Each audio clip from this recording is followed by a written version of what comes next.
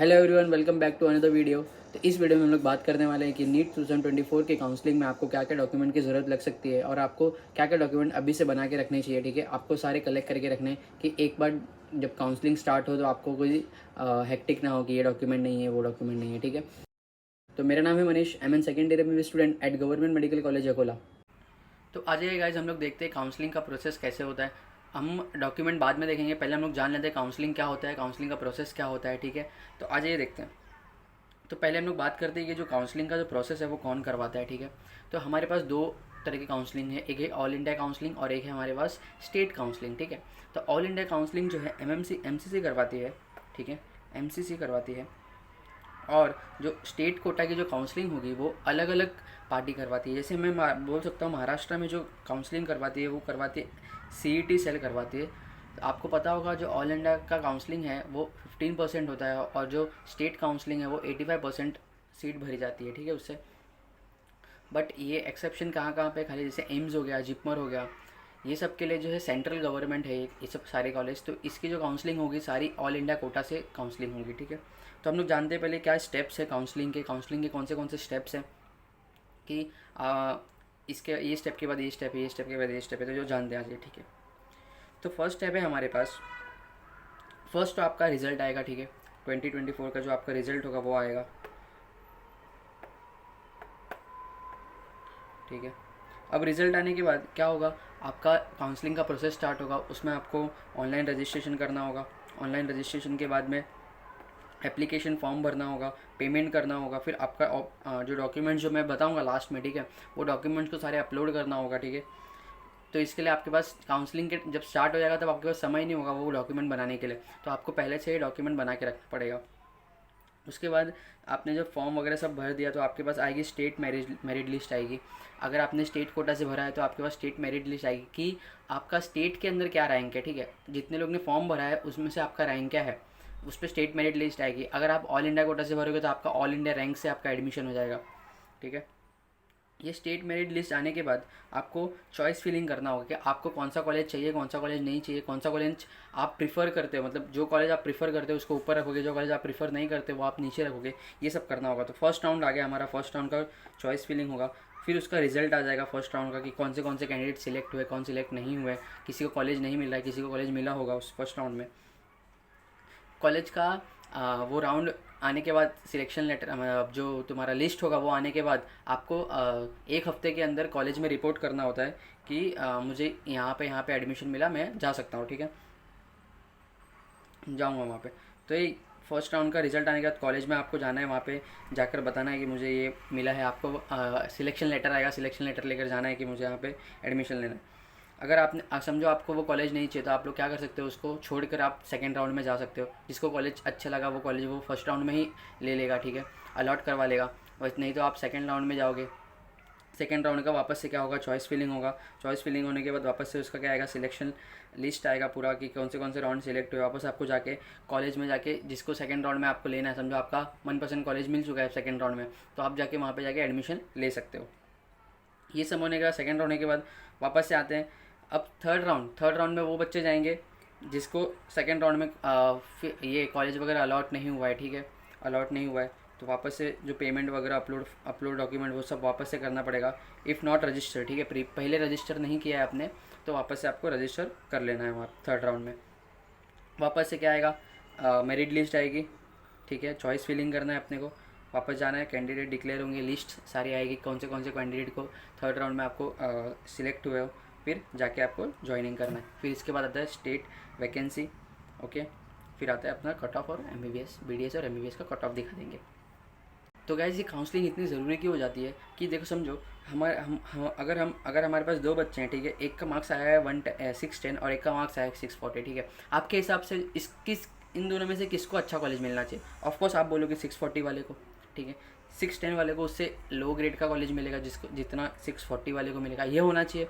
But अगर क्या हो गया, अगर 640 वाले बच्चे ने काउंसलिंग के टाइम पे कोई मिस्टेक कर दी, ठीक है, उसके पास वो डॉक्यूमेंट नहीं रहा या तो उसने चॉइस फिलिंग गलत कर दी, अगर कुछ भी गलती कर दी तो क्या हो जाएगा।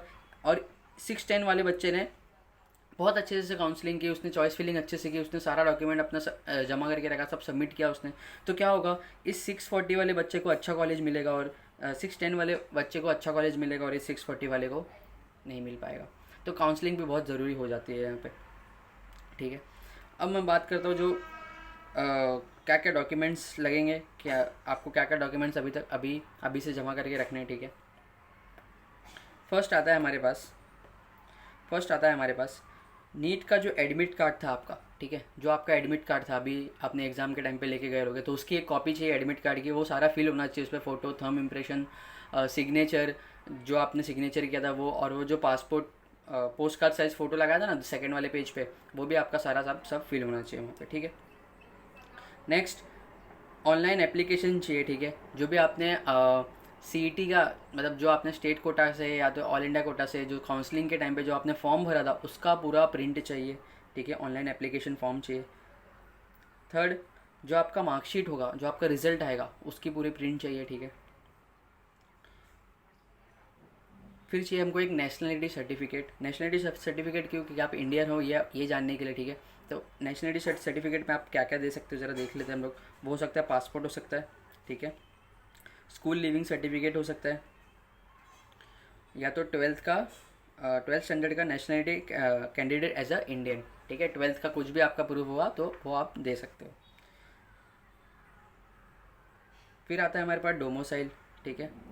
आप नेशनलिटी में अपना आधार कार्ड भी दे सकते हो, ठीक है। आपके पास आधार कार्ड भी होना चाहिए। अब आता है डोमोसाइल। डोमोसाइल क्या होता है, डोमोसाइल आपको स्टेट कोटा में ही ज़रूरत पड़ेगी, ना कि आपको ऑल इंडिया कोटा में ज़रूरत पड़ेगी। डोमोसाइल का मतलब होता है कि आप इस स्टेट के रहवासी हो, सिटीजन हो आप, ठीक है। इस स्टेट के सिटीजन हो, इस ये डोमोसाइल ये बताता है। तो आप जो भी स्टेट के होगे वो स्टेट का आपके पास डोमोसाइल होना चाहिए, अगर आप स्टेट कोटा से एडमिशन लेना चाहते हो तो, ठीक है। तो डोमिसाइल हो गया। या आप लोग कहीं नज़दीकी सेवा केंद्र में या तो कहीं पे मजिस्ट्रेट ऑफिस में आप जाके ये बनवा सकते हो, बट अभी बनवा लेना, ठीक है। क्योंकि डोमिसाइल बनने में टाइम जाता है, थोड़ा 10-15 दिन का समय जाता है, वो साइन वगैरह होता है, ठीक है। उसका समय जाता है, इसलिए अगर आप स्टेट कोटा से एडमिशन लेने वाले हो तो अभी ही अप्लाई कर दो अपने डोमिसाइल के लिए, ठीक है। उसके बाद आता है ट्वेल्थ का मार्कशीट, ठीक है। ट्वेल्थ का मार्कशीट जो होगा आपका, अगर ट्वेल्थ पास हो तो आपके पास ट्वेल्थ का मार्कशीट होगा, तो वो आपको ट्वेल्थ का मार्कशीट चाहिए होगा, ठीक है। और अगर आप अभी अभी आपने ट्वेल्थ दिया होगा तो शायद आपके काउंसलिंग तक आपका जो मार्कशीट वगैरह है सब आ जाएगा। फिर आपको चाहिए 10th का पासिंग सर्टिफिकेट, जिसके ऊपर डेट ऑफ बर्थ होता है, ठीक है। डेट ऑफ बर्थ जिस पे होगा वही आपका पासिंग सर्टिफिकेट होगा। तो आप लोग 10th का पासिंग सर्टिफिकेट सबके पास होगा। तो ये सब मैंडेटरी डॉक्यूमेंट्स है, ये आप सबके पास होना ही चाहिए। ये कोई कास्ट का है, कोई नॉन कास्ट है, कोई जनरल है, ओपन है, सबके पास होना चाहिए ये वाला डॉक्यूमेंट, ये जितने भी डॉक्यूमेंट मैं बोल रहा हूँ। फिर आधार कार्ड तो ऑब्वियस है सबके पास होगा ही, ठीक है, मान के चल रहे हैं हम लोग। फिर आता है मेडिकल फिटनेस सर्टिफिकेट। अब मेडिकल फिटनेस सर्टिफिकेट सबको बनवाना पड़ता है। जब काउंसलिंग का जो ब्रोशर आएगा ना, उसमें मेडिकल सर्टिफिकेट का एक फॉर्मेट होगा, तो उसको आपको प्रिंट करवाना है और एक एमबीबीएस डॉक्टर के पास जाकर वहाँ पे सारे जो भी आपका मेडिकल सर्टिफिकेट है आपको पूरा फिल करवाना है, और सिग्नेचर और उसका जीएसटी का स्टैंप होना ज़रूरी है वहाँ पे, ठीक है। तो ये आप करवा लेना। और ये करवा लेना, मैं आपको एक फॉर्मेट मैं दिखा दूंगा, एक फॉर्मेट कैसा होगा इसका, ठीक है। मेरा वाला मैंने जो भरा था वो आपको फॉर्मेट दिखा दूंगा। फिर आता है आपके पास अभी से आप अपने पास रखना 10 से 8 पासपोर्ट साइज़ फ़ोटो, ठीक है। 10 से 8 पासपोर्ट साइज़ फ़ोटो, क्योंकि बहुत जगह पे आपको फ़ोटो लगाने की ज़रूरत पड़ेगी। समझो आपने फर्स्ट फर्स्ट राउंड में आपने कॉलेज में आपने रिपोर्ट किया, रिपोर्ट करने का तो आपने बोला कि मुझे सेकंड राउंड में जाना है, तो आपको सेकंड राउंड के लिए अलग फॉर्म वगैरह भरना पड़ेगा, तो इसमें आपको फ़ोटो की ज़रूरत पड़ेगी, ठीक है। और कॉलेज में जब आप एडमिशन ले लोगे तो वहाँ पे भी बहुत सारे फॉर्म्स वगैरह भरने पड़ते हैं, तो आपको सेम फ़ोटो लगाना पड़ता है। सेम फ़ोटो आपके पास होने चाहिए, 10 से 15 कॉपी। फिर बात करते हैं हम लोग इफ़ एप्लीकेबल, ठीक है। ऐसे ये सर्टिफिकेट अगर आपके ऊपर एप्लीकेबल हैं तो ये सर्टिफिकेट आपके पास होने चाहिए। अगर आप इस कास्ट के हो, ये आप रीजन से बिलोंग करते हो, तो ये आपके पास ये वाले सर्टिफिकेट होने चाहिए, क्योंकि आपको बेनिफिट मिल सकता है ये सारे सर्टिफिकेटों से, ठीक है। जैसे हम लोग बात करते हैं कास्ट सर्टिफिकेट सबके पास होना चाहिए, मतलब जो भी जिसका भी कास्ट है, ठीक है। जनरल वाले के पास नहीं होगा, बाकी लोग के पास सबके पास कास्ट सर्टिफिकेट होगा। ओबीसी, एसटी, एससी, एनटी, जो भी सारे कास्ट है, ठीक है, सबके पास कास्ट सर्टिफिकेट होना चाहिए, ठीक है।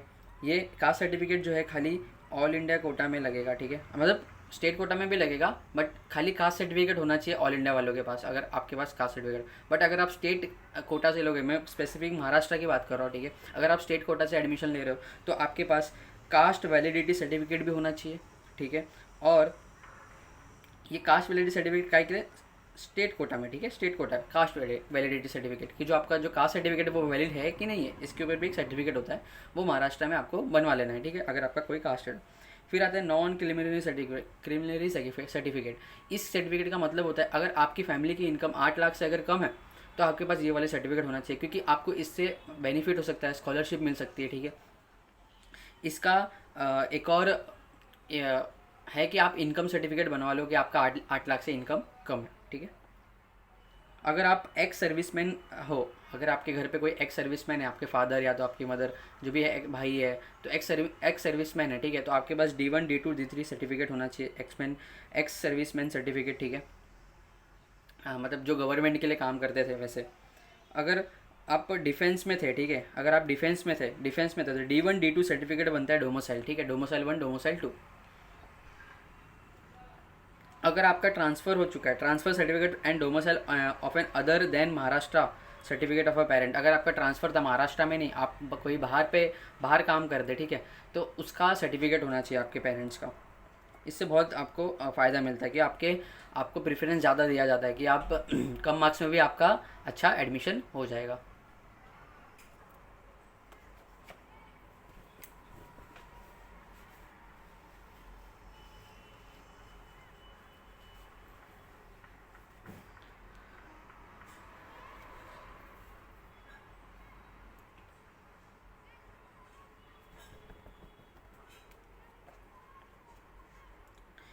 फिर आता है EWX सर्टिफिकेट, ठीक है। इसका मतलब होता है इकोनॉमिकली वीकेंड स्टूडेंट, मतलब जिसकी भी वही 8 लाख से इनकम कम है या तो 2-3 लाख। इकोनॉमिकली वीकेंड स्टूडेंट में लगभग मुझे याद है कि 2.5 लाख से इनकम कम होती है, उसका ही इकोनॉमिकली वीकेंड सर्टिफिकेट बनता है, ठीक है। तो EWS बनवा सकते हो आप लोग। अगर आप लोग EWS से कैटेगरी से हो तो आपको मार्क्स में भी बेनिफिट मिल जाता है कि आपको थोड़े से कम मार्क्स लाने पड़ते हैं जनरल के मुकाबला। अगर आप महाराष्ट्र कर्नाटका बॉर्डर से हो, बिलोंग करते हो, तो आपके पास महाराष्ट्र कर्नाटका बॉर्डर का जो एरिया है उसका सर्टिफिकेट होना चाहिए आपको, क्योंकि आप लोग को भी थोड़ी सी रिजर्वेशन मिलती है कि आपको थोड़े कम मार्क्स पे आपका एडमिशन हो जाता है। फिर आता है हमारा डोमोसाइल, पेरेंट डोमोसाइल, मतलब पेरेंट्स का भी डोमोसाइल होना चाहिए, जैसे फादर का भी डोमोसाइल आपके पास होना चाहिए अगर आप लोग हिली एरिया से बिलोंग करते हो तो। हिली एरिया मतलब जहाँ पे पहाड़ वगैरह, वो एरिया आप महाराष्ट्र में सर्च कर लेना कि अगर आप हिली एरिया में आप बिलोंग करते हो कि नहीं, तो आपके पास हिली एरिया सर्टिफिकेट होना चाहिए। तो इसमें भी आपको मार्क्स का जो बेनिफिट होता है, मतलब बेनिफिट है, मार्क्स का बेनिफिट है, आपको फीस का भी शायद बेनिफिट होगा कहीं पे, बट मार्क्स का तो है कि आपको थोड़े कम मार्क्स लाने पड़ते हैं जनरल के मुकाबले। फिर आता है PWD सर्टिफिकेट। PWD सर्टिफिकेट मतलब अगर आपको कोई डिसेबिलिटी है, ठीक है, कोई भी डिसेबिलिटी हो तो आपके पास PWD सर्टिफिकेट बनवा लेना, क्योंकि आपको इसमें भी बहुत कम मार्क्स लगते हैं MBBS में, गवर्नमेंट MBBS करने के लिए। तो आप लोग अगर आप PWD क्लास से हो तो आप लोग PWD सर्टिफिकेट भी बनवा होना चाहिए आपके पास, ठीक है। फिर आता है माइनॉरिटी सर्टिफिकेट, ठीक है, माइनॉरिटी कैंडिडेट। अगर आप कोई माइनॉरिटी से बिलोंग करते हो, मुस्लिम, सिख, कोई भी माइनॉरिटी है, ठीक है, तो आप उस माइनॉरिटी सर्टिफिकेट आपके पास होना चाहिए। अगर आप ऑर्फन हो, मतलब आप ऑर्फन में रहते थे अगर आप, तो आपके पास जो चाइल्ड वेलफेयर डिपार्टमेंट था आपका, ठीक है, certificate from women child welfare department, आपके पास एक सर्टिफिकेट होना चाहिए आप ऑर्फन हो, ठीक है। फिर आता है गैप सर्टिफिकेट। अगर आपने अगर 12th के बाद अगर एक दो ड्रॉप लिया हो, गैप उसको कहते हैं गैप, ठीक है, उसको बोलते हैं गैप सर्टिफिकेट। तो आपके पास गैप सर्टिफिकेट होना चाहिए, आप कितने साल का गैप लिया है, ठीक है, 12th के बाद आपने कितना गैप लिया है, या तो 11th के पहले, मतलब 11th और 12th के बीच में गैप लिया होगा, या तो 12th के बाद गैप लिया होगा, ठीक है। तो वो जो गैप सर्टिफिकेट है वो आपके पास होना चाहिए। तो आप किसी भी नोटरी वाले के पास में जा सकते हो और 100 रुपये के स्टैम्प पेपर के ऊपर अपना गैप सर्टिफिकेट बनवा सकते हो, ठीक है। तो वहाँ पे आपका जो एडवोकेट होगा उसका सिग्नेचर, स्टैम्प और साइन वगैरह होगा, ठीक है। तो ये आप करवा लेना। तो ये सारे डॉक्यूमेंट जो थे, ये सारे डॉक्यूमेंट जो थे, ये सारे ज़रूरी डॉक्यूमेंट है। अगर आपके पास अब ये डॉक्यूमेंट नहीं होंगे अभी, तो प्लीज़ जाके अभी के अभी बनवा लीजिए, नहीं तो आपको जो आपका काउंसलिंग का प्रोसेस है उसमें आपको बहुत तकलीफ आ जाएगी, ठीक है। तो आप लोग जाकर अभी के अभी बनवा लीजिए जो भी आपसे बन पा रहा है अभी के अभी, ठीक है। होप गाइज आपको सारे डॉक्यूमेंट समझ में आ गए होंगे कि आपको कौन से डॉक्यूमेंट की ज़रूरत पड़ने वाली है अभी, ठीक है। अच्छे से अपना काउंसलिंग कीजिए। अगर आपको कोई डाउट होगा तो आप लोग प्लीज़ मुझे कमेंट में बता सकते हैं कि ये डाउट है मुझे, ठीक है, मैं आपका आंसर कर दूंगा। अगर आप लोग को एक चीज़ शेयर करनी थी मुझे कि हमारे यूट्यूब पे जो है 500 सब्सक्राइबर्स हो चुके हैं, ठीक है। Thank you so much guys for 500 subscribers. हम लोग को और आगे जाना है, हमको अभी 1000 के का गोल है हमारा, ठीक है। प्लीज़ आप लोग सब्सक्राइब कर दीजिए। अगर आपने अभी तक सब्सक्राइब नहीं किया तो देखो वो लाल कलर का बटन होगा, उसको दबा दीजिए, ठीक है। मिलते हैं नए वीडियो में, ठीक है। Thank you. अरे सुनो, एक और चीज़ हम लोग बात करते हैं कि अगर आप मैं इंस्टाग्राम पे Q&A सेशन रखने वाला हूँ, ठीक है। आपको कोई भी अगर डाउट वगैरह होगा तो आप लोग वहाँ पे भी जाके पूछ सकते हो। तो फटाफट मुझे इंस्टाग्राम पे फॉलो कर दीजिए, ठीक है। थैंक यू, तब तक के लिए बाय।